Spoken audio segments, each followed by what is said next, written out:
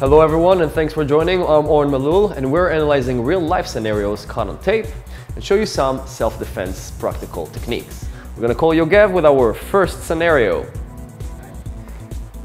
So let's see what we got here. So as you can see, we have a police officer and another guy here. So he's the attacker.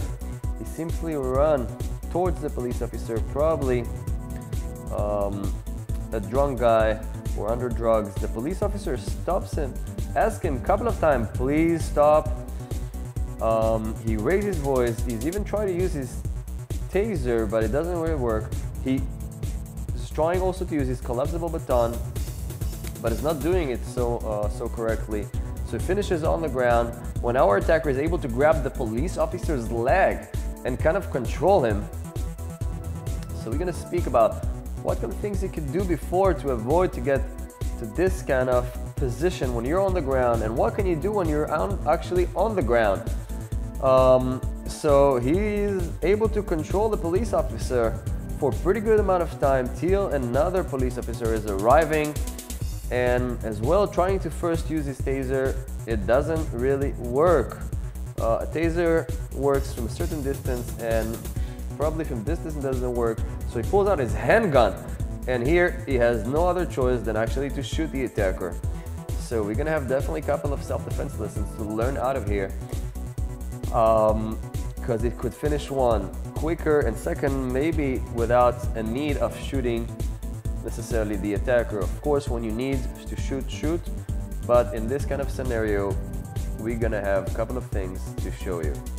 What can we learn out of this scenario? First of all, if you're a police officer or any person that handles security, you have to also know how to fight empty-handed, okay? You cannot trust all about your baton or about your taser, handgun, whatever it is.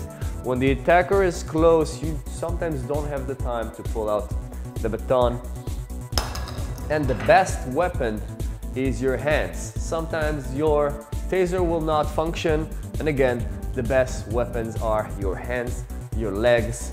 Use your body as a human weapon, how we call in self-defense.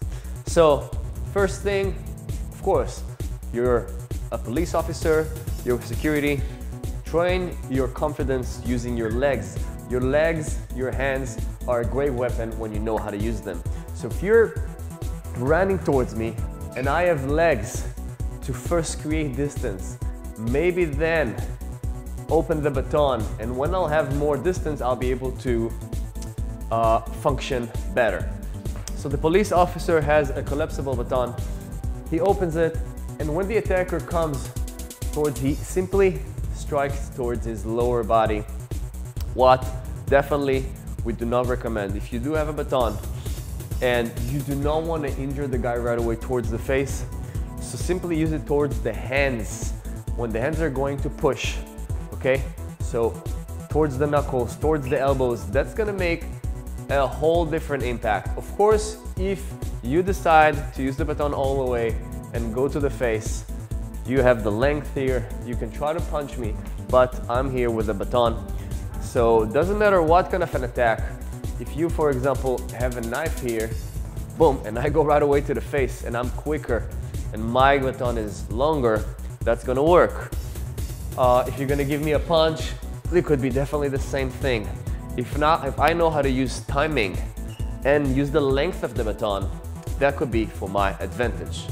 We're not gonna talk about if the knife is already closer to me, I'm gonna first have to stop the knife itself. That's another part. But if you do have the distance, use it to the face or hands, but do not go to the lower body. Simple strike like this, Yogev, please tell me what you feel.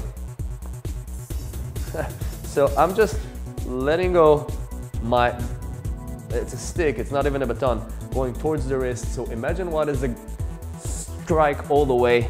And what we're doing is also a snap from those fingers. So 1, 2, it could be towards the hands, wrist, elbows, all those knuckles. And if you do go towards the body, shoulder, the clavicle, all of these bones that can definitely function as a weak spot, okay? So simply guys, any object you have can definitely used as a weapon. Even if it's a taser that doesn't function now, do not focus on, oh, it doesn't function, it doesn't function. Use it as a co-weapon. Use your hands, use your legs, use the object itself. And this way, you can definitely overcome the attacker quicker and faster. So last tip we guys have for you, we're gonna talk about the fact that the police officer is simply walking back. He has the baton in his hand, he's walking back, he was trying to hit the guy, he keeps walking back, and in the end you can see he is falling. If you do happens to fall and you trip, and as we can see the attacker, he's holding one of the police officer's legs. Also there, we can see our police officer that is simply unfortunately not doing much. He is trying to communicate, it doesn't necessarily help. We do not judge the police officer, we do want to learn what can we do in this kind of scenario. So now the baton is becoming not too effective, but the other leg is definitely still effective.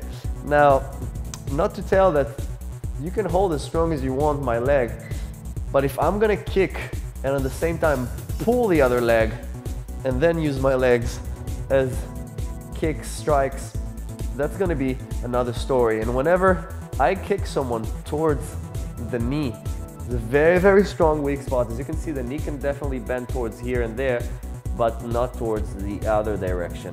So if I kick and you're all busy with this leg and I kick here as strong as I can, as you can see, I turn my leg to create angle so I have a full surface kick. And if you come towards me again, I'm just simply gonna go crazy. If you go towards my face, I'm gonna go towards my face. And whenever I have the distance, boom, whenever I have the distance, we also spoke about how to stand up correctly and then maybe go back using the baton, etc. A lot of self-defense lessons that we can learn out of this scenario. Let's conclude it. Thank you guys for joining our Krav Maga class. You guys can stay tuned and check out our Facebook and YouTube page and learn more Krav Maga tips and lessons. Thank you.